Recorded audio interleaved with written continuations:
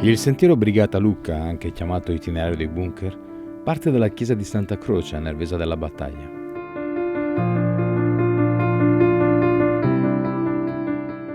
Lungo il sentiero è possibile visitare i bunker costruiti dai soldati italiani durante la Prima Guerra Mondiale.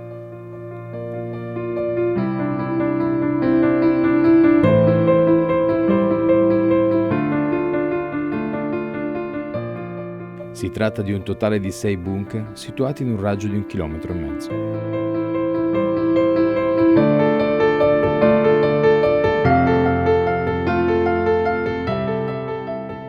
Queste postazioni sono situate nella costa orientale del Montello e facevano parte della prima linea avanzata di difesa del fronte italiano.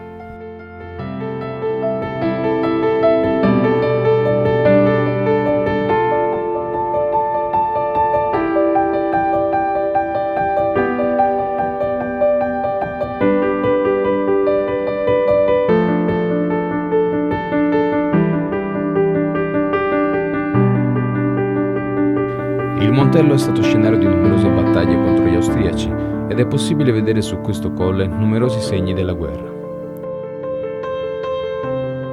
La sua posizione strategica lo ha reso protagonista assoluto nella difesa del fiume Piave.